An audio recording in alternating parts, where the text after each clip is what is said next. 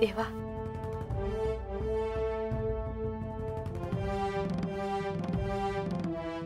आता महासाताईसनी समज खरं काय आहे ते कळणार आणि तुम्ही मला सोडून जाणार।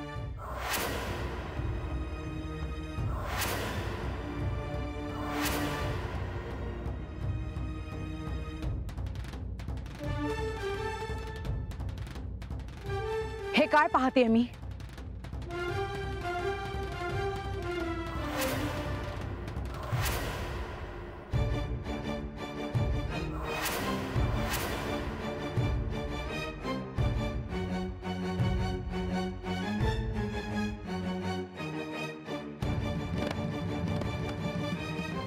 महाराज, आम्ही ठरवून नाही भेटलोय।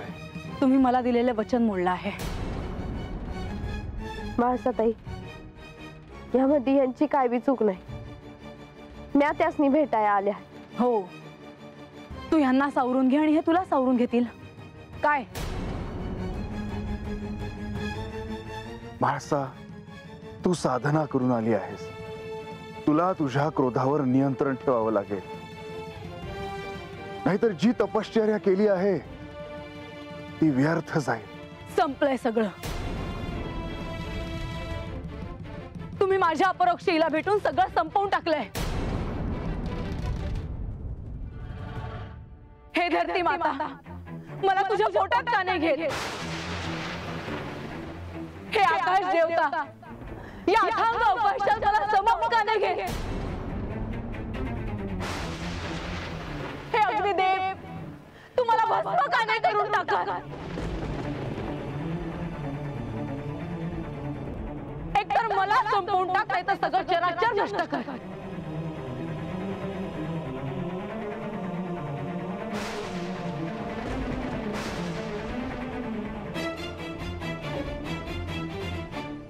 महाराज, तू हे काय बोलत आहेस? मला स्पर्श करू नका तुम्ही, दूर व्हा माझ्यापासून।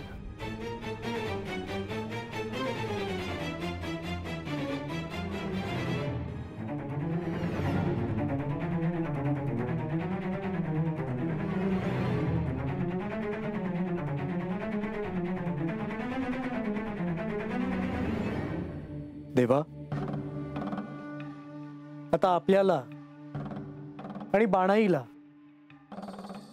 श्री महासा देवींची भेट घ्यावी लागेल। त्यांना तुम्हाला शांत करावं लागेल। दुसरं कोणीही मध्ये पडणार नाही। तुम्हा तिघांनाच आता हा प्रश्न सोडवायचा आहे। मला मान्य आहे माधवा।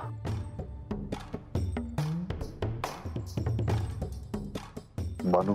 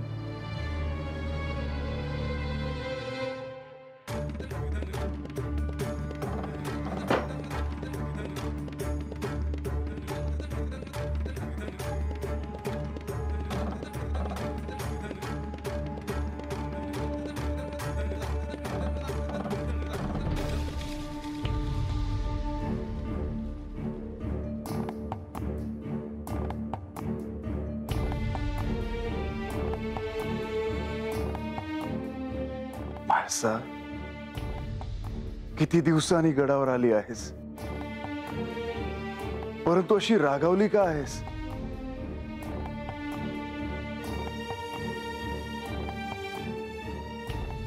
महाराज, मी तुला दिलेलं वचन स्वतःहून नाही मोडलं, ते घडून गेलं।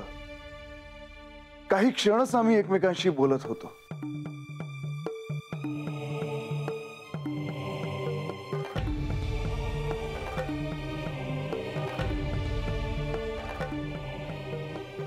तुम्ही केवळ मला दिलेलं वचन मोडलं नाही, तर माझा अपमानही केला आहे. म्हाळसा, तो तू तसा समज करून घेतला आहेस. मला वाटलं होतं जेजुरी गडाच्या पायऱ्या चढण्याआधी तुमचा मला संदेश येईल. इथे सगळेजण माझी प्रतीक्षा करत असतील, पण इथे मी नसताना माझ्या अपरोक्ष तुम्ही हिला भेटता आहात. परंतु म्हाळसा, मी केवळ तुझीच प्रतीक्षा करत तिकडे उभा होतो. मग ही का आली गडावर? हिला मी सांगितलं होतं की हिने गडावर यायचं नाही म्हणून. तिच्याकडून चूक झाली. मग तिच्या चुकीचं प्रायश्चित्त घ्यावं तिने. ह्या माणसाने सांगितलेल्या नियमाला हिने पायदळी तुडवले आहे आणि याचे प्रायश्चित्त तुम्ही तिला द्याल. आज पतूर म्या गप बसले, पर म्या कशा पायी घ्यायचं प्रायश्चित्त? काय पाप केलं हाय म्या? बानू, आता तू तरी शांत राहणार आहेस का? देवा, हो बायको आहे ना म्या तुमची. तुम्ही देव हायसा माझं, मग तुम्हासनी भेटायला यांनी मला का अडवावं? कारण माझ्या अनुमतीशिवाय तू जेजुरीत आली आहेस आणि इथे येऊन माझ्या संसारात विष कालवलंयस तू. देवांनी आणलं हाय मला हात. मला कोणाच्या परवानगीची गरज नाही. बानू, बानू, बानू, बानू.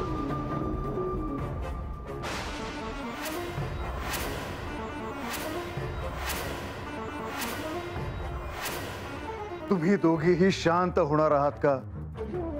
का वाद घालता आहात? आज काय तो सोक्ष मोक्ष होऊनच जाऊ द्या. मला हिला आज दाखवून द्यायचे आहे की ही कोणाशी बोलते आहे. होय, मला बी आता बघायचंच आहे. आता पतूर लय सहन केलं म्या, लय ऐकून घेतलं, पर आता नाही.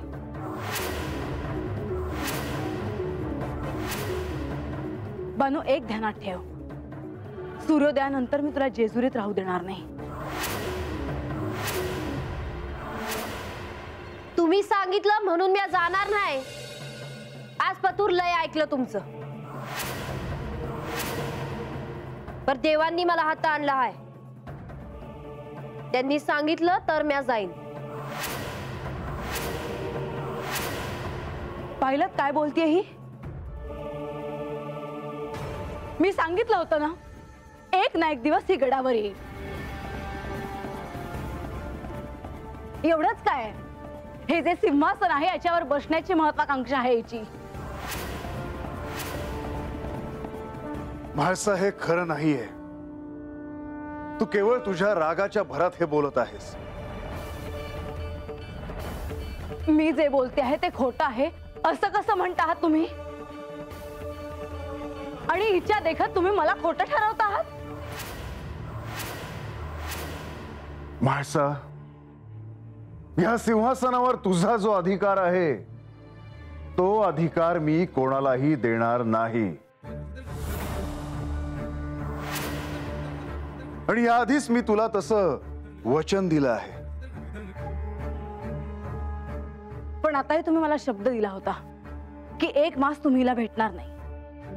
तो तुम्ही शब्द मोडला.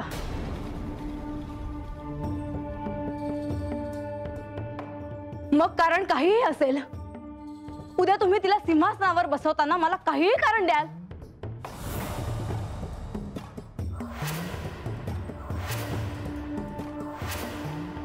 तुम्ही दिलं ना तरी नग हाय मला तुमचं हे सिंहासन.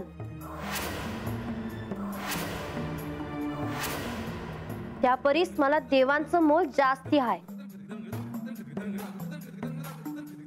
जो पतूर देव माझ्या संग आहेत तो पतूर मला काय बी नग.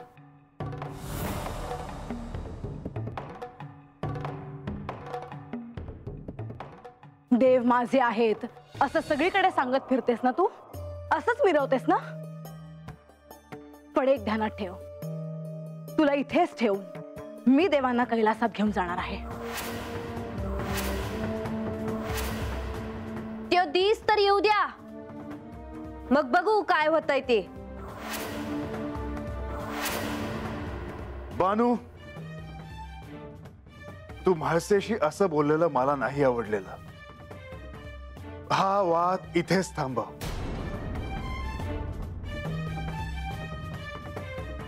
आजपासून मी गप बसले. मी कधी बी ह्यांचा अपमान केला आहे का? मी कधी ह्यांच्या मोर आवाज चढून बोलले आहे का? पण मी तरी किती ऐकून घेऊ? आणि का मी रानात लहानाची मोठी झाली आहे म्हणून?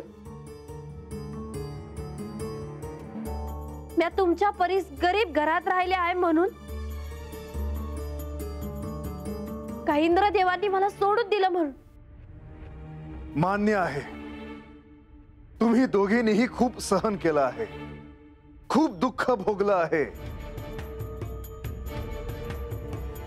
परंतु आता अल्प काळ उरला आहे. म्हाळसा, तू साधना करत असताना तुला वनात भेटलेले ते ऋषी आठव. त्यांनी काय सांगितलं होतं? त्या वनात जी शांतता आहे ती शांतता आपल्या आत हवी. नाहीतर गडावर गेल्यावर तुझ्यातील क्रोध जागृत व्हायचा. तुम्ही पुन्हा जेजुरीत गेलात आणि जर आपल्या आतमध्ये ही शांतता नसेल तर देवी, आपला क्रोध मात्र निश्चितच जागृत होईल. पण याला कारणीभूत तुम्ही दोघे आहात.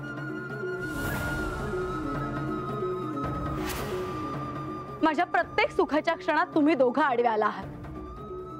हिच्यामुळे माझ्या स्वप्नांची राख रांगोळी झाली आणि तरी तुम्ही हिला सोडायला तयार नाही. मी तर म्हणतो हे सारं काही सोडून ध्यानात जावं. मला ह्यातलं काहीही नकोय. पण याने काही प्रश्न मिटणार आहे? हा प्रश्न तर तुम्हीच निर्माण केला आहे. देवा, बघितलं? अहो, यांच्यासाठी तुम्ही स्वतः रानामंदी गेलात, पण ह्यासनी त्याचं काही हाय का? आणि मी तुम्हाला सांगावा धाडून तकले, पर तुम्ही नाही आला. असं का देवा? वनात तुम्ही मला भेटायला आला होतात? होय म्हाळसा. म्हणजे वनात जे ऋषी होते ते तुम्हीच होतात? होय. का आलात तुम्ही मला भेटायला? मी तुम्हाला येऊ नका असं सांगितलं होतं ना? मला सहाय्य नको होते. देवा, तुम्ही मला का नाही शिकवलं? अहो, ह्यासनी नाही शिकायचं तुमच्याकडून. मग कशा पायी गेला होता तुम्ही ह्याच्याकडं? मी माझे दायित्व पार पाडले. आणि बानू, मी तुला देखील सहाय्य केले आहे. तुला देखील मी शिकवलं आहे.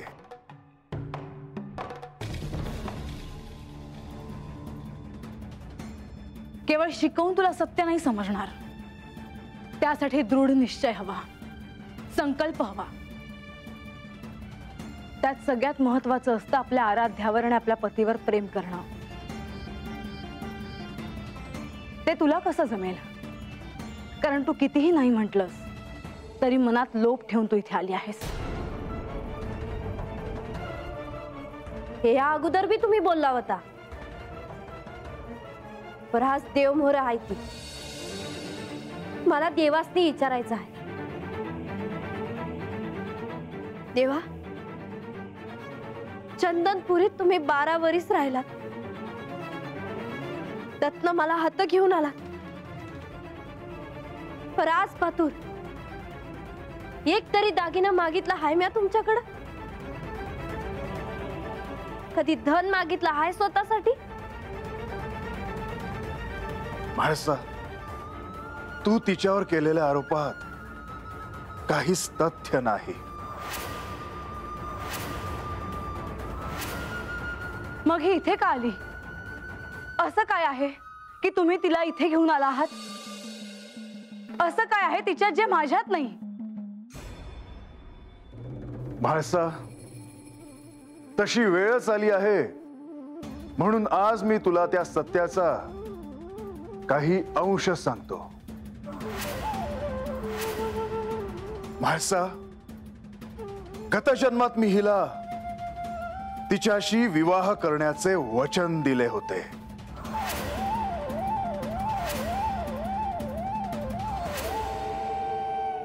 आणि मी माझे वचन पूर्ण केले.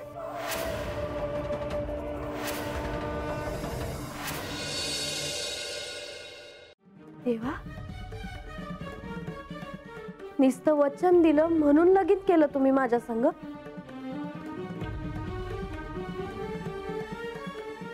आणि मला तर वाटत होतं का तुमचं प्रेम आहे माझ्यावर. माझं प्रेम, माझी भक्ती काय बी कामाची नाही. बानू, भक्तीशिवाय प्रेम नाही आणि प्रेमाशिवाय भक्ती.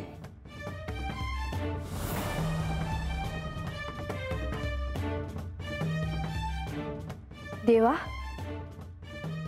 तुम्ही माझ्यावर उपकार म्हणून माझ्या संग लगीन केलं का?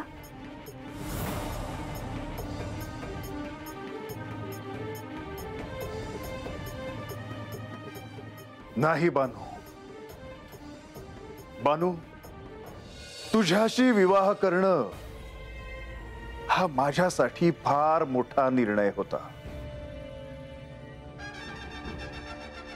आणि त्याची काय कारण आहेत ती ह्या क्षणी मला सांगता येणे शक्य नाही. म्हाळसेला ती कळू शकतात, पण तिच्या मनात तुझ्याविषयी जो द्वेष आहे केवळ तो आडवा येतो आहे.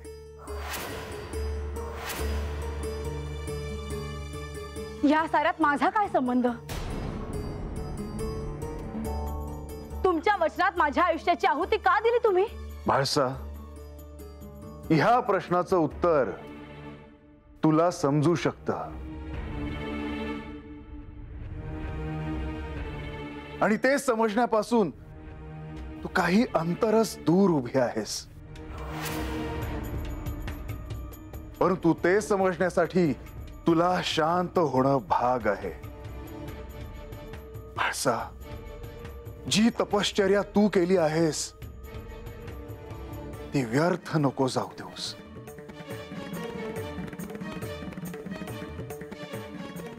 आता मला कशाचीही पर्वा नाही.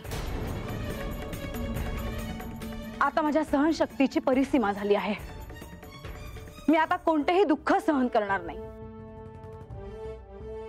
माझ्या मनाविरुद्ध काहीही झालेले मला आवडत नाही आणि आता मी कोणतेही तर्क ऐकून घेणार नाही. आता या क्षणी हिने आपल्या संसारातून निघून जावं आणि जर असं होणार नसेल तर मी मला स्वतःला संपवून टाकेन.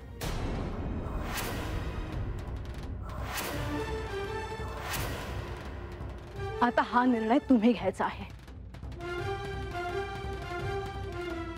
मला कसलाच लोभ नाही. पर ह्या अगोदर जेव्हा मी जेजुरी सोडून गेले होते तेव्हा देवांनीच मला सांगितलं होतं का कधी बी जेजुरी सोडून जायचं नाही. तुम्ही निर्णय घेणार आहात की नाही? देवा, तुम्ही सांगाल ते मी करल.